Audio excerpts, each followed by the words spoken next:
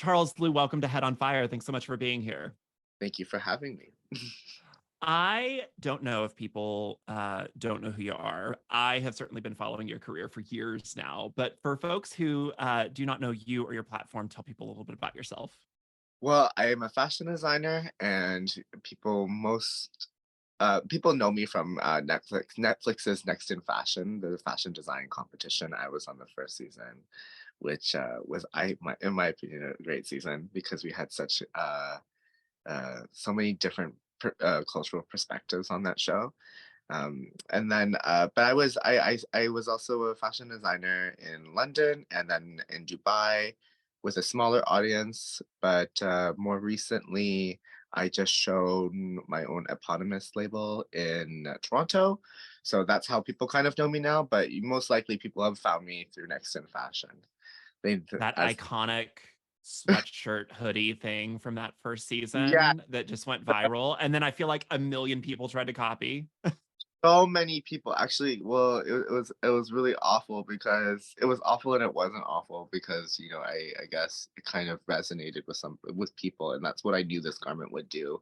I recreated that the ex-boyfriend hoodie for my own label, but I made the cuts better. I used more luxe materials. I incorporated a little bit of leather in the corset, and and then I did a different version of that, which is I just posted that not too long ago, and that went kind of like people really, really took to that one. We had a lot of offers and a lot of celebrities wanting to pull for that one, but I don't do a lot of celebrities pulls right now, only because the last few that I've done mainly involved LA, but they got caught at the border, right? And then they got lost. So Oh, I think like a third of it, the collection was like lost, and so I international shipping right now well, is it's terrible. like It's for the last few years has been a minefield.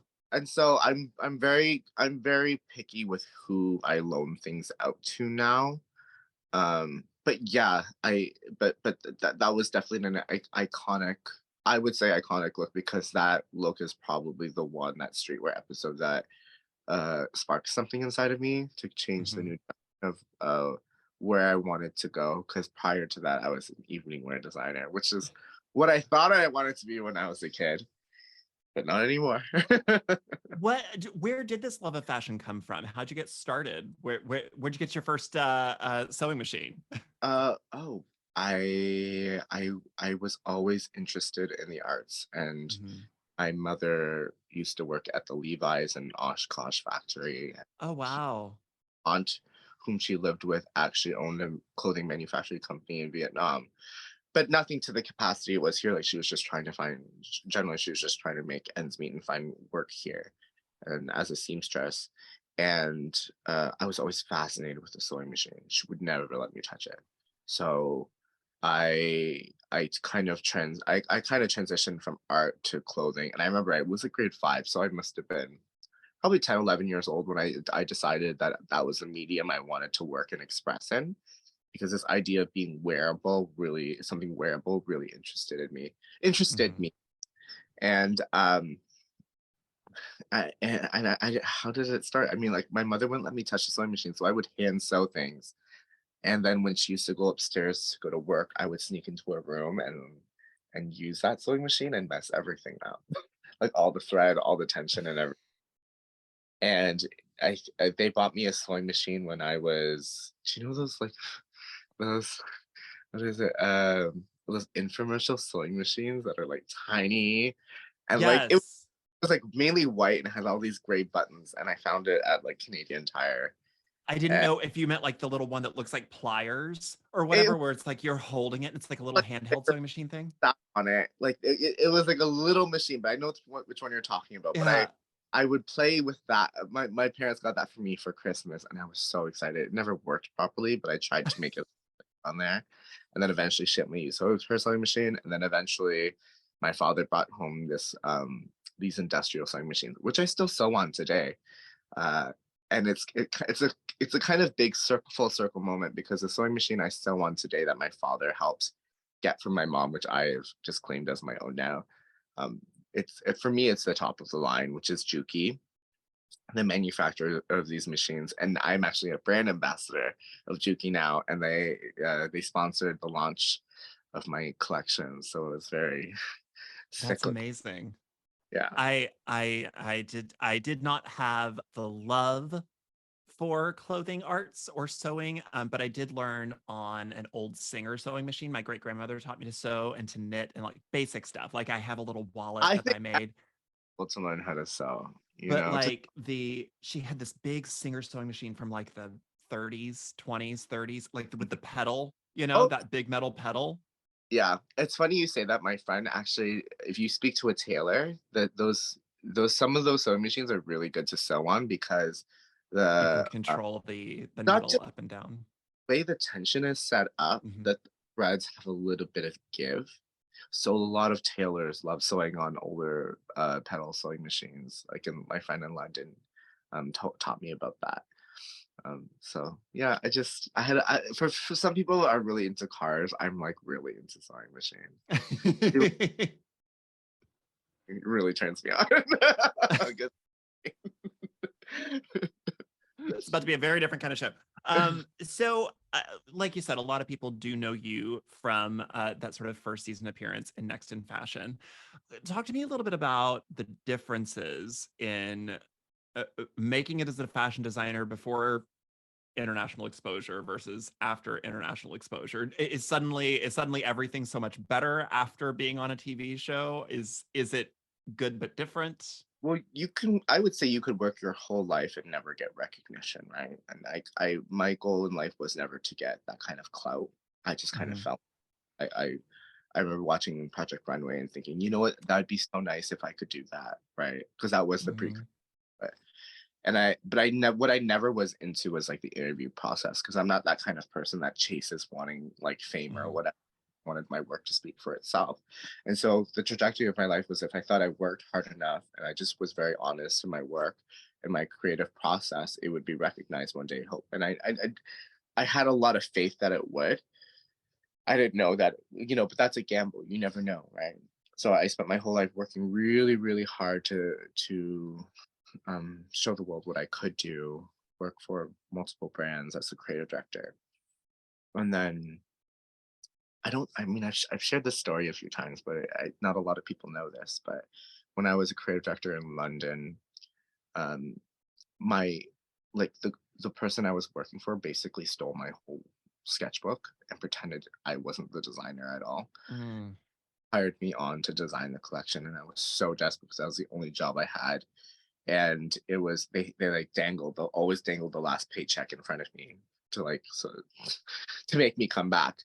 And I remember she walked out on the fashion show after the fashion show, and everyone was clapping for her, and I was just like, I was amazed that someone could actually think uh that they took all this credit for the work that wasn't theirs. But I always think everything happens for a reason, right? You can kind of choose to how you react to the bad things in your life. And Mhm. I remember I went on their company Instagram and I was like during the fashion show, I looked at this guy who was just kind of like in sunglasses in this vintage kind of bomber looking at the show, and I added him and he added me back and he followed my career. So this is I would say 2014, 2000, no, not even 2013, 14, I can't remember.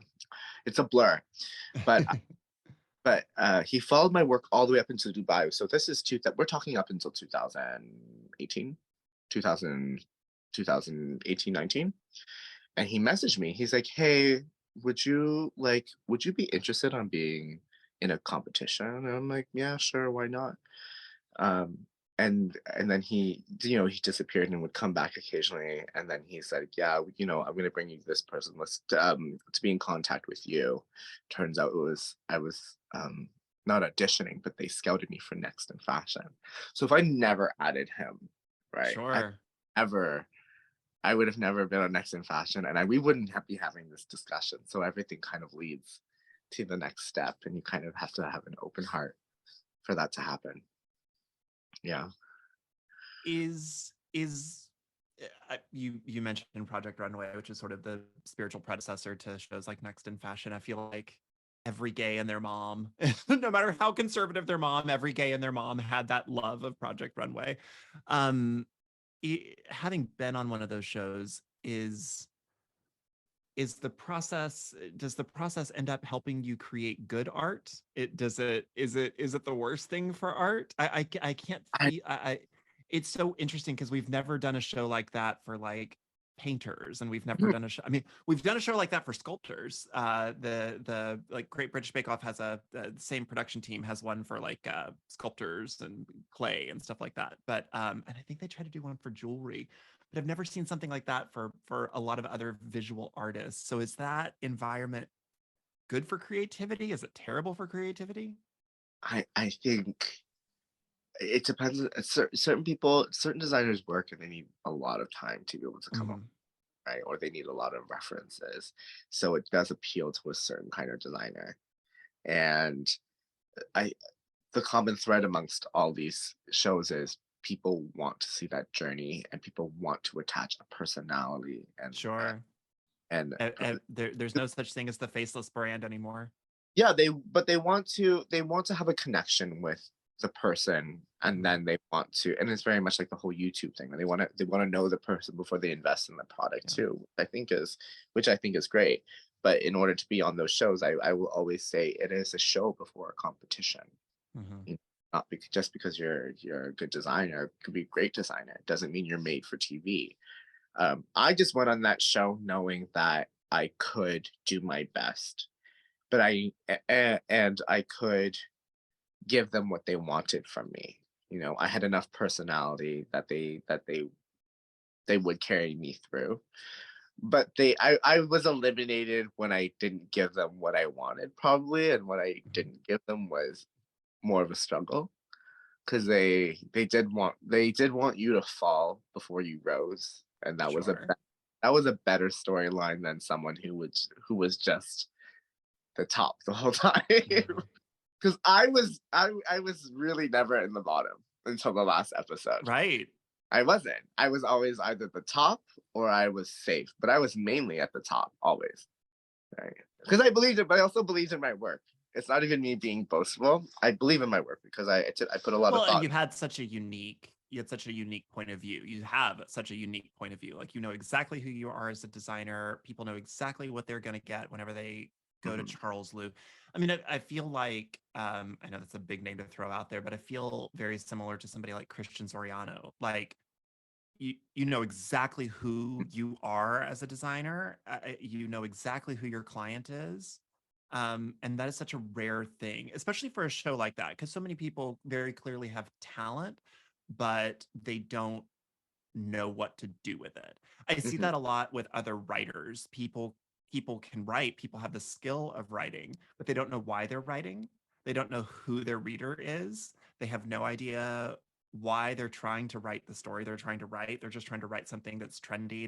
They're just trying to write something. Oh, I just need something to sell. It's like, do you need something to sell or do you have something to say? Because those are two very different Well, things. that's it, right. So we're talking about who are you as a designer, or Mhm. not really. What are you offering to the world? And if what you're offering to the world is just kind of something that's already existing, you're comparing Mhm. yourself to somebody else. Mhm. I always sit on my work and I'm like, is this me? Is it honest? Is it the work that I believe in? And if I don't do it. And it's always like it's very cut and dry with me, or I further develop the idea. But if it doesn't feel like it's me or it's leading towards something that I've already seen, I don't put it out there because I have the confidence to find something better. And I have the confidence to put the idea away. I I have so many archival sketches that have never been released of designs I wanted to do. And then literally like 5, 10, 2 months later, I see them on the runway, right? So I know I'm in the right Mhm. direction. And it's a shame I can't produce everything that's in my head and I don't Mhm. have it big enough, but I always believe in what I do. And if I don't believe in what I do, I get to this state where I can believe in what I do. But what's something I'll never offer is something that's already pre-existing because I just don't find honor in it, Mhm. which is probably the struggle of a designer as well. The fact that the most of the designers who are making a lot of money are copying what's already out there. Oh, sure. Yeah. Big brands do this too. Yeah. Like so many big brands that are following that wave of Mhm. just repeating what's safe on the market just to get that money. Um, but for me, it needs to be honest before everything else. And I carry that through my work. And the people that follow me understand that. That level of authenticity I try to offer. Let's talk about the fashion industry for a moment because I feel like it is I in no other industry that I can think of, at least, um, do people both love the product, like universally. There is not a human being that I have ever met on this earth, no matter how not into clothing they are, that doesn't have a thing that they like to wear, Mm. whatever it is. They have a pair of jeans that makes their butt look good, whatever it is. I don't care if you think you're the straight guy that doesn't care about anything at all. There is something you wear when you were trying to impress somebody. There is something there. Of course. So it's this universal thing that everybody participates in. Everybody wears clothes, everybody, but there's also this kind of dark underbelly of exclusion inside of the fashion industry where not all people are able to see themselves in clothes, in models, in designers, in styles and sizes and fits and stuff. How do you navigate that space? How do you navigate fashion for people, for yourself, for other folks, for other buyers and stuff that have had a hard time in the past kind of seeing themselves reflected in this industry? Um, the best way I can kind of go on about this is, well, to answer the first part, what's so powerful about clothing is it's an extension of your identity, and it can kind of Mm-hmm. shift on how you perceive the world that day, and then it can give you confidence, right? And I think people gravitate towards certain brands because it takes a lot of uh, thoughtfulness in order to design something that speaks to someone in that way. And it's people always think it's a loud thing. Sometimes it's a very small, subtle thing that can speak to somebody, and those subtle differences in clothing, um, re, that's often more difficult than the larger expressions you're going to make. um, a lot of brands, and I would say this is the big, if we're going to talk about fashion, less accessible fashion. I'm going to kind of bring this more towards luxury fashion, which Sure. tries to capitalize on this this identity they craft, right? And you buy into that brand, and that very that very it, so you're buying into a brand and it has a certain image that they're trying to project, and you want to be part of that, right? And sometimes, sadly, what they'll do is they'll exclude other people by using a certain race or certain body size, or promoting this idea of a lot of exclusivity. Now that I've been so in that, Mm-hmm. and I've worked so heavily in couture, and Mm-hmm. I've dealt with really wealthy clients. I really stepped back and I asked myself, I was like, is this what I want to be a part of? Like, Mm-hmm. what narrative do I want to create in my clothing? And if you look at my latest collection, it's very subtle in how I respond back to the fashion industry like that, because been designing. My first client was my first client was someone who was pregnant, and my sisters were, varying sizes when I was growing up. So these are the first women I designed for. So it was never an issue about, for me, having someone look a certain way to make my clothing shine. Like, I was designed for somebody else, and that's why I have such a I the way I design. I always have this idea of how do I how do I make something flattering, for people, right? I'm not always a selfish designer in the way that, like, how do I design it? How do you fit into my world? How does something Mm. fit into our world, right? Together. That's because clothing, it only becomes alive when the wearer partakes in it, I really right? like that you said it that way, that you don't have to fit into my world, because I do think that that is the fashion industry that I grew up idolizing. I mean, what little millennial gay didn't grow up idolizing fashion or something? Um, but the older you get, the more that you realize you are trying to fit yourself into a world of maybe it's financially inaccessible to you. Maybe the size is just never right. Listen, I could have $1 million, but I still can't walk into a store and find anything that fits me because I'm 6'6". Mm. I didn't No, but realize you were that tall. there, I am a giant, and nothing fits me. But like, so many people are, do they just kind of throw their hands up and just say, well, I guess that just isn't for me. I guess I can't have clothing that feels like art. I guess I can't have what wearable art. I just have to wear, you know, I uh, uh I also think that's I mean, like, what's interesting too is we can't all afford art as well, sure, right?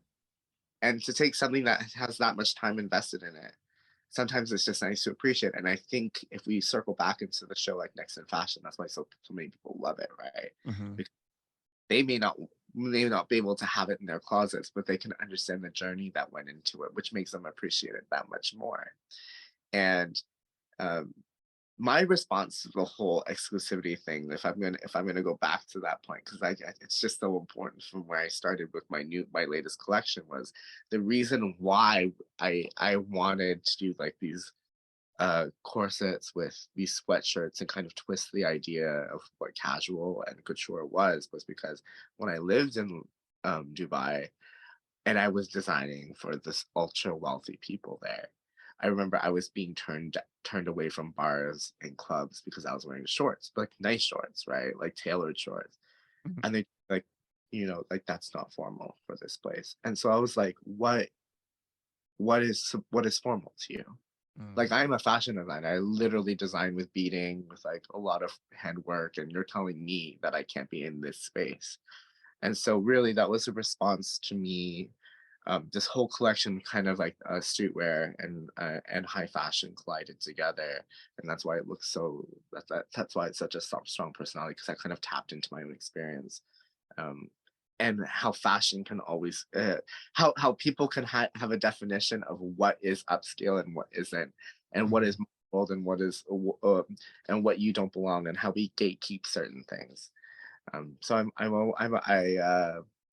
I probably when I was younger I used to care a lot about status, and now I'm more about expression. So that's where I sit with everything right now. Is there a criticism of the fashion industry that you think isn't warranted? That you think, I don't know that people are getting that right. Like right now, like a trend, or I mean, No, just just like I said, a criticism of the industry as a whole. Like oh, we were right. kind of talking about.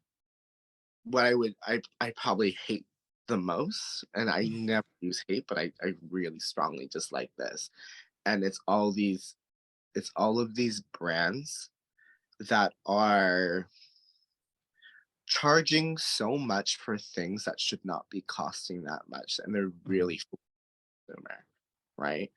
And this inflated luxury of goods that should not be costing like what they It do. it does feel like there is less of a midpoint in fashion lately. Either it's a Shein, $7 I top, or call it it's art. a $700. Like there's just I just remember, like, I used to be able to go to a place like a J. Crew or something, like in the early 2000s, Well, there was like I will there was a higher level of quality back then. There there was. was.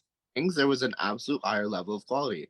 Like even if I was looking at my mom pulled out the other day like this Gap canvas bag. And I was like, this is made very, very well. Right. Right.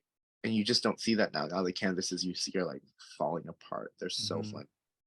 But they're um for me what was so important was offering your clientele a product that was worthwhile to have, right? And so and now these products, and then the other end of the spectrum, like the things that are cheap are really bad quality, right? But the things that are very expensive are actually not as great quality as they used to Mhm. be. They're more mass produced and they're trying to overcharge, so the brand is equated with a lot of luxury, right? And I guess they have to do that too because even for example, Chanel, every woman has a has a flat bag now, and they're Sure. trying that more exclusive, right? But the bag isn't worth that much to make. Like there's Oh, I'll never forget. Way back in a previous life, I worked in luxury retail. I worked at Burberry. I'll name Mhm. drop. It's been so long. Um, there are things that if you're going to spend the money, if you have Burberry money and you're going to spend the money at Burberry, there are things that you should still buy at Burberry. The Burberry trenches are still they're still iconic. Uh, They're still well made. They're still great quality. There are certain things to buy there. Burberry cashmere, great. Burberry polos. but Those Burberry polos are made in the same exact factory as Old Navy and Gap polos. It's just they are $250, whereas you can go to Old Navy and get the same exact polo for it's $25. It just doesn't have the little wild. Burberry. It's wild because listen, a brand can only manufacture so many things and have so many. Exactly. Exactly. It can You want only to, put so many of its resources in certain places. yeah. And so where is this cost coming from? That's what I want to know. And if it's like around the same, obviously a Burberry polo cannot cost the same as an Old Navy polo. However, but when it's priced at a point that's laughable, I just think it's really funny because I remember when I was a kid and I used to like scour the price points of certain luxury goods because I wanted to be part of that world so bad. Sure. Oh yeah. Where I made a Birkin out of like cardboard paper. I used to carry it when I was a kid, right? And I'm gonna need you to post that photo to your Instagram before because I need that photo.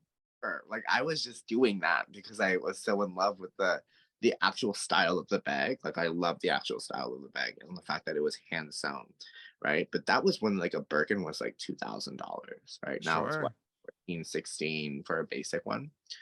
And so like But isn't that that's artificial, right? It's scarcity. They've created an it's not artificial scarcity with that.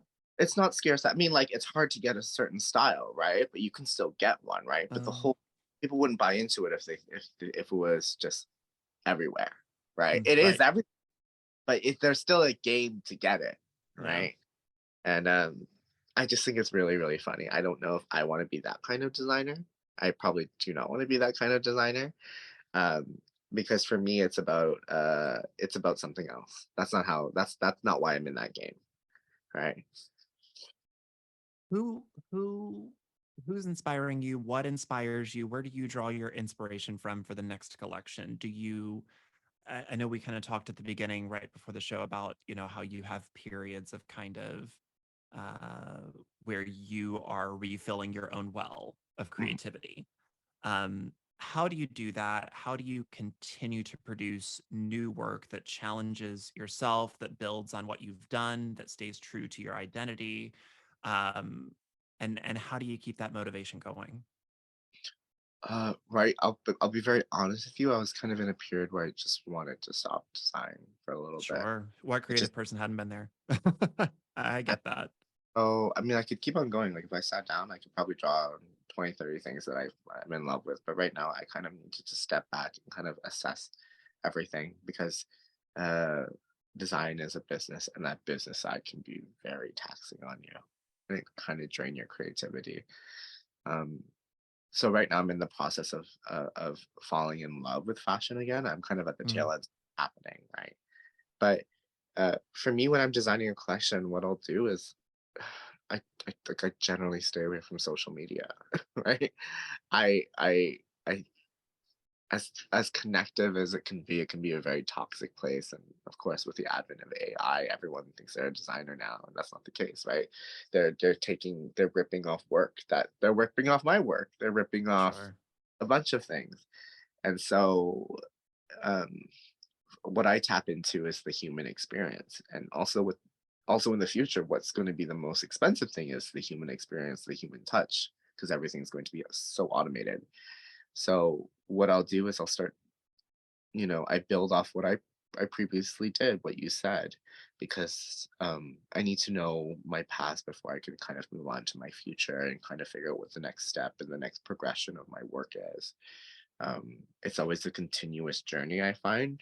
It's never just a completely starts from the very beginning. It's always been a progression onto the next thing, even in small and subtle ways. But I'll start studying people. I'll start looking back into my life, introspection. I'll start thinking about like where I've gone, where I want to be, and those are the kind of things that drive me on to the next thing, because the the the way that I designed this collection was I just thought about, you know, luxury and fashion and what that meant, and that just opened up everything else. And I was like, okay, this, and that, and I kind of I have this kind of I have all these ideas in my head that float around in the background that I never tap into, and then it is like it's like a bank of all this work in my head and these ideas and lines that I always uh, return to, and so I can kind of pick up what's in here. I don't need a lot of reference photos because I can figure out as I'm going along. It's an organic process. But yeah, that's how I. I've talked a bit about, feelings of exclusion inside of the fashion industry, and I think it's easy to, sit there and analyze that to death. But I want to talk about what excites you about inclusivity in the fashion industry right now, because we social media shows like Next in Fashion, it's showing us a side of fashion that is breaking down all sorts of barriers. Lots of shows now are, there's models of all sizes, all races, all gender expressions, all sorts of folks are starting to see themselves reflected in this industry. Um, does that excite you? How are you participating in that? What about that is getting you jazzed for what's coming next in fashion? Oh God, I just did that. Oh no, that sounded so commercial. Oh no. Title in the movie, no? uh but yeah, I'm glad it's not becoming, I mean, some people are making it a trend, but I'm glad even if it's a trend, it's a great trend because that's Yeah. key, right? And I think especially what happened while everything was like Crazy Rich Asians and all these um, Asian shows coming out with all these leads, that kind of opens the door for more multiculturalism as well. We're getting used to that because all of a sudden, um, white people aren't in the forefront of fashion, and it used to be just before it even was size exclusivity, you had to be a certain weight, and then if you were slightly darker, you had maybe there was like what two Asians in a show and two black people like fighting for each other in that space. And obviously, I never. I mean, when I was in Dubai, I was always fighting my boss, who was she was racist. She would never let me have a non-white model Mm. displaying. And to be honest, the country itself, there's a lot of racism there. I probably never experienced so much racism in my life as I have when I was living in Dubai. And so when I came here, I was like, you know what, Asian model. I want as much color on the runway. Because that's just like what we see. Like that's just normal to me, right? Mhm. I've never viewed fashion as belonging to any particular size or any color. um, Obviously, there's reference points, and obviously, certain skin tones look better with certain colors. But that just that boils down to color theory, not necessarily anything to do with uh, um, race or anything that's equated to anything else. Um, but the what the things that always tied me. Um, the things that I always looked for in a model was, or a model was strength, confidence. Those are the things that always popped out to me, and I'm very happy we still have a long way to go.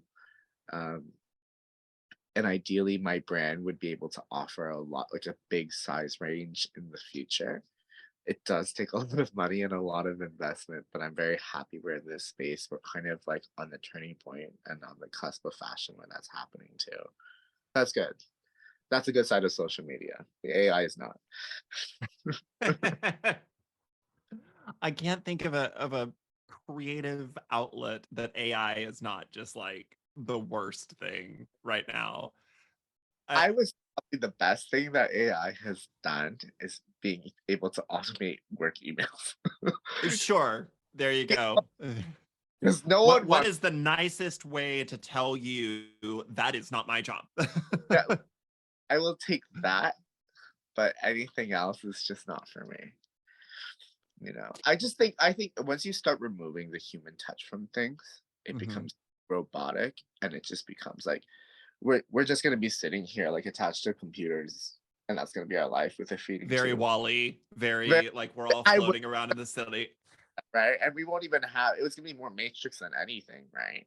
We'll just be like, we'll be having these like with these avatars that will just be acting out on our behalf, but we just like are strapped to feeding tubes.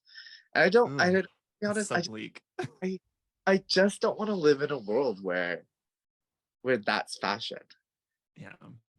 I just don't like that. Doesn't, and it's been on my mind. It's been weighing on my mind recently, right? Is like all you need to do is type in 3 words and you have a collection, right? It's wild. Gosh, I feel like we are less than 10 years away from like print on demand clothing. So you just pair your AI mid journey, generated art with a print on demand thing. And then it's like, oh, see, I'm a designer. When you didn't create any part of that, none of that was your own creativity. The visual AI stuff is just stealing from other artists and piecing it together. It's like a collage, and it's gross. The funny, the, Um, the funny thing about people, I will say, is no matter how automated we get, we still love that human touch. And the yeah, like, or organic touch, even I should say, not even human, but like that touch that's something else. It belonged to the living world, right? And that's the sure. between like a 3D printed garment that's made of rubber and like silk against your skin, right? What would you rather wear, And there's right? just an intentionality behind a human being created this for you to wear to this thing in your life. There's just such a giving of energy that just can't Yeah, be it needs replicated. back nature. It needs to go back into nature some way, whether it's like it's the human mind, it's the material, it's the intent of it. It has to go back, you know. I don't want to be, yeah. How did you know? When did you take the step to say, "Oh, this is now my full-time job"? There's a lot of creative people out there who don't it's a scary thing to go like, "Ah, I gotta believe in myself before other people are gonna believe in me." How did you know to take that leap? Think I had a choice. When I was a kid, I was like, I'm gonna be an artist. And then like grade 5, I'm like, I'm gonna be a fashion designer. Like there was in between, like that's all I saw for myself.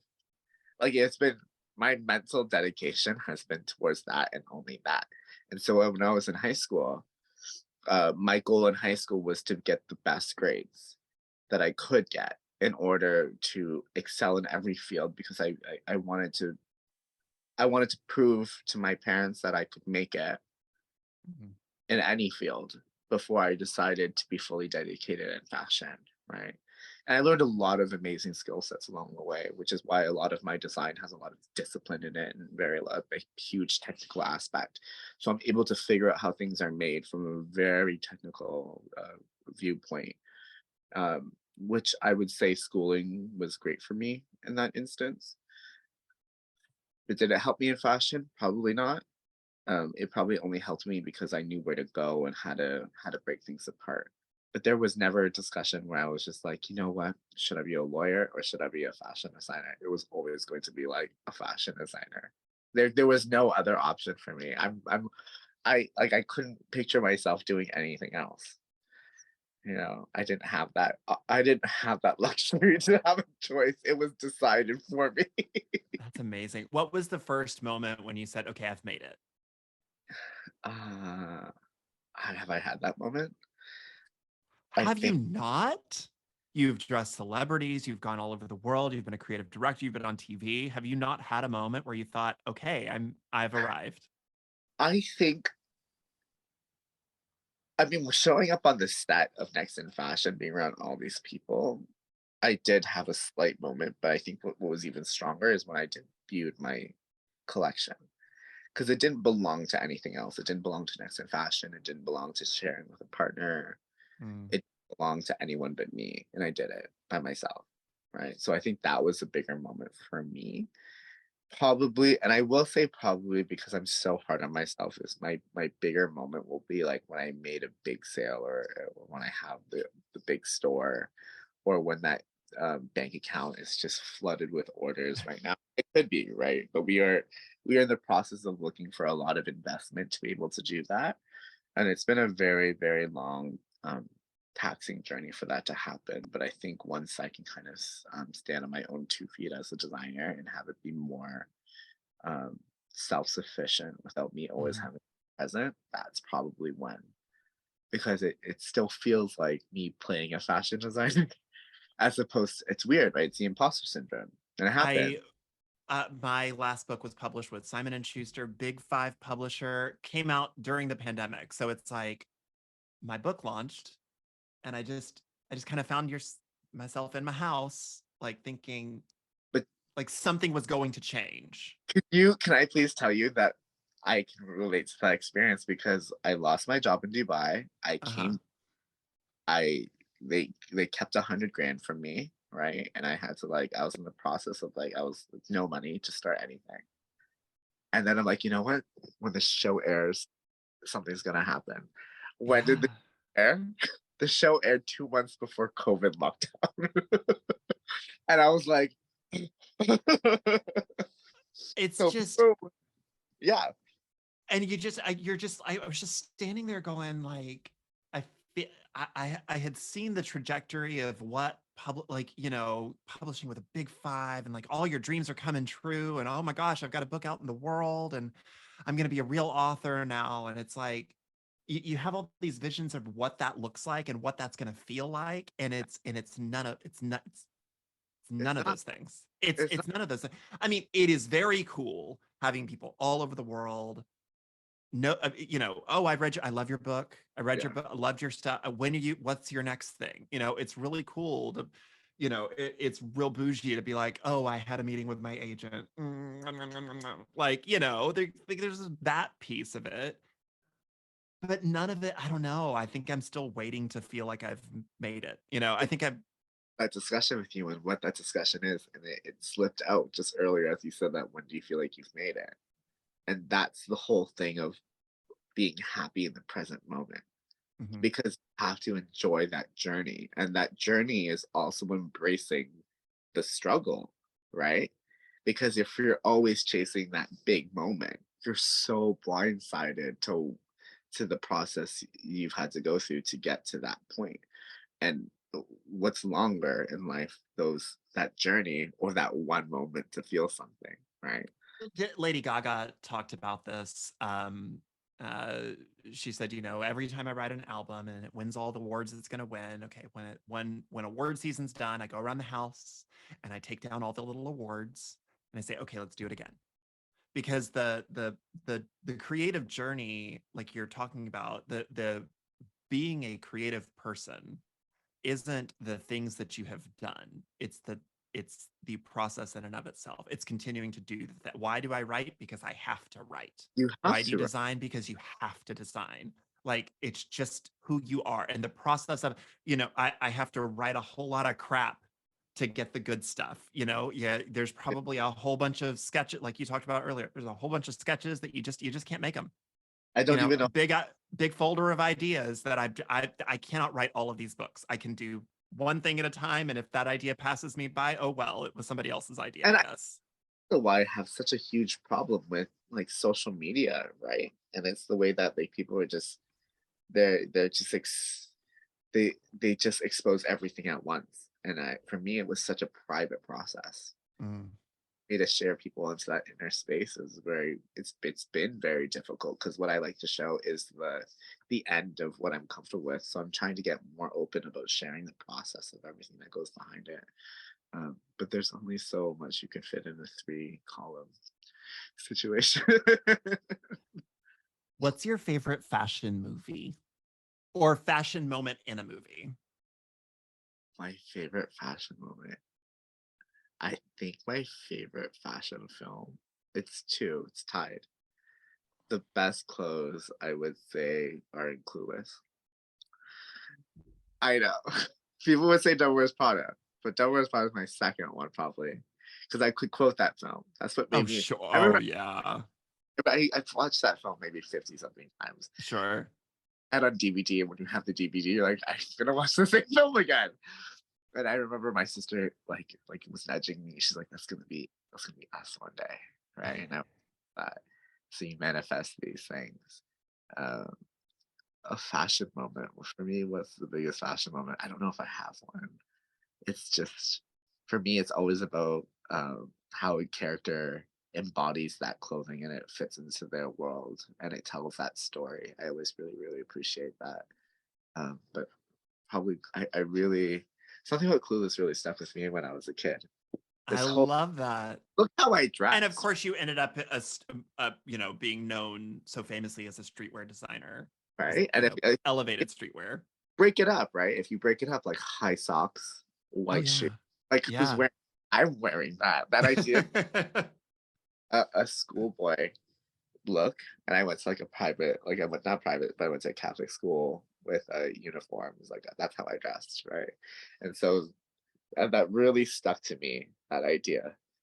Um, but yeah, I think that more than Devil Wears Prada for sure, because there was an exclusivity in Devil Wears Prada, which was great, Oh yeah, but there yeah. was a real personality in Clueless, which I really enjoyed, and it was fun. I like to keep it light sometimes because even though my clothes look so serious, so sometimes like it's just me laughing in the background most of the time. Like I don't know how I came up with that. I was going through something. I love that. There was one that came out in the last year that we really loved that I think we've watched several times. Mrs. Harris Goes to Paris. I don't know if you've seen that yet. Yeah. It is precious. It is going to. It is. It's a period piece that's about the early days of Christian Dior. Okay. It is going to make you want to fall into this movie and just put your face on all the fabric. It's Oh, just. It's a beautiful movie and it's heartwarming. Like I good things happen to good people. attack the mannequin right now. It's just to start designing again and draping fabric. It's a process that I miss. I don't know if I'm like mentally ready to do that just yet. Probably the next 2 weeks I will. Uh, I also have a client that I have to work on soon. I'm just thinking that I've been pushing back. It's due in like May, but I'll crank it out. I work well under pressure. Obviously, you've seen. Is there I know that you don't you said you don't do a lot of celebrity polls, but is there a particular celebrity? Is there a particular red carpet? Is there an event you want to design for and a person you want to design for that event? I mean, I did, but like I'm between you and me, like I don't fawn over celebrity, right? Like I just don't. Like it's just not been Yeah. my thing. If I fawn over people who are like I respect creatively, Hmm. but I've never been that person to fangirl. Like I just because I view myself as like a high creative who like wants to like create things, but I don't believe in like the artifice that comes with everything else. But like I remember after the first two reels I posted of the first collection, which was months ago, and I still have to finish posting that because I every time I post a look at I'll come three, to your social media. I post way too much. So I I will post less about me and I'll come you post for know, you. but it's in 1 week I got Sierra, Gwen, Stefani, and Madonna in 1 week. Yes. But that I was only able to deliver two of those, and then they didn't end up using them because one didn't arrive in time and it got lost. And then the other one arrived, but I don't know if they released the footage. And then Madonna pulled out because she loved it, but she wanted it within like 1 day. And I was like, there's no way I can get it to you in time. So they Let me can't. hop on my little bicycle and just get it. Sure, Madonna. But like the problem is too the way these celebrities wear clothing is like they'll track it through mud and Oh, they'll like sure. do it for like Sure. It is very such a privilege for you to be worn by me. I mean, there's for me, I'm like I worked 4 months on this garment and for you to drag it through the mud, I don't care who you are. Like I don't care who you are. Like you need to respect the fact that I put a lot of work into it. Because for me, clothing isn't disposable. Like it's not a I don't view clothing in that way that you should just, treat it like garbage because you want to. It should be part of your life, but I still have a lot of respect for how things are made and I take great care of things. And so that has also uh, prevented me from giving out loans. It's different if you pay for it, and I made it for you. You paid for it. You do whatever you want with it. It's Well, fine. yeah, that's part of your life, right? Up until, but until that price, until that check comes over, it's part of my life. I would. I think it would be so interesting for your clothes to be on the Dune runway, the next Dune movie. I think that would be, Oh, yeah. You know what? I will yeah. say references are a lot better than mine. I mean, like, I'm not giving you any references just because I've been so not involved in anything that's happening right now. Um, but it's so easy to say Met, but I would love to do costuming. I would love it. Like, I'd love to do Yeah. a, I'd love to do an opera. I'd love to Mhm. do an ice skating costume. I have a few collabs in the works right now that might be released in the future, but I'd love to do something that kind of incorporates two worlds together. Um, I will write a book. It will get adapted into a movie. You can do the costumes. How about that? We'll I would love do this if lovely little synergy. that was just like the clothes were so out of context, but they're just like randomly wearing couture. It Like, is interesting that you said so. A novel that I'm working on, actually, one of the main character I on my little vision board of this character, there was a like a cropped hoodie thing that you did, and I have her wearing that, and that's oh, like great. before I even had her name, but main character in my book, I called her Hoodie Girl. Nobody knows that. I haven't told anybody that. That's me on Yeah, it. it's I just like in my notes, like as I was kind of like figuring out who this main character was and like what her motivation was and where she was going to go and how I was going to take her there. I didn't have her name yet, and I just kept calling her Hoodie Girl, and it was your hoodie that was But on that's her. so much. Which hoodie was it? Which hoodie was it? I would have to go back. I'm sure it was something I saw from your show, but it was this cropped hoodie, like dancer hoodie thing, and I was like, oh, well, she's a dancer, so yes, yeah, Of she course you wears were. this hoodie. Yeah, That's great. I it's love great. It's this big science fiction thing. It's this huge novel, and I have to. I'm supposed to be editing it, and it intimidates the living shit out of me because it's so big. It's this yeah. big. It's 180,000 words, and It's I am intimidated myself out of it. you you find large projects so daunting. I I find well, the writing of it wasn't daunting, but having to sit and cut out all the parts that aren't working and refine the part, that's just so big to me. I'm like, I need a month off work so that I can do this because I can't do it full time yet. yeah, That's the fun secret about writers is that our payments for our books and stuff are broken up into like thirds and fourths and fifths. So like I yeah, won't even fully get paid for my book for years, that kind of thing. yeah. So yay. It's the gift that will slowly give. So much fun. Um, well, thank you so much for being here. I Well, thank really you. appreciate your time. This has been fun. If folks would like to follow you and your fashion journey, how can they do that? They can find me at my business page, which is Charles_Liu. And that is on Instagram, or Charles_Liu, which is my personal. Right now, they're kind of the same thing until I figure out what to do with them. You can, and if you go to my socials on my link tree, it's all there. You can find everything else from documentaries to my website and all that good stuff. But that's where you can find me. Okay, so it is a cozy day. What are you wearing? What is your go-to cozy thing? My go-to cozy day, if it's not too hot, would probably be You're in Canada, it's never too hot. it's never too cold. Sorry, yeah, there we go. It's never too cold. Going to wearing like a long zip up hoodie, like draped across the shoulder, thinking I'm. It's funny, like no matter how muscular I get when I wear a hoodie off the shoulder, I just become like Ariana Grande, and I'm like, oh, so delicate, being I like, did. I'm I like, I did. oh, I'm I like, and did finally. I was gifted this giant oversized hoodie. Like, yeah, because I've never had a hoodie that fits ever. I've never in my whole life had one that fit. And they have these like giant blanket hoodies now. And I was gifted one for they're Christmas, and it comes down to like past my hands, and I'm like, I'm a little so weird though snappy. when you're large and then you find something that you feel engulfed by. Oh my god, I just want to feel tiny. I'm like, I'm so delicate. I could float away and travel by wind if I wanted to. Oh gosh. Okay. Thank you so much for being here.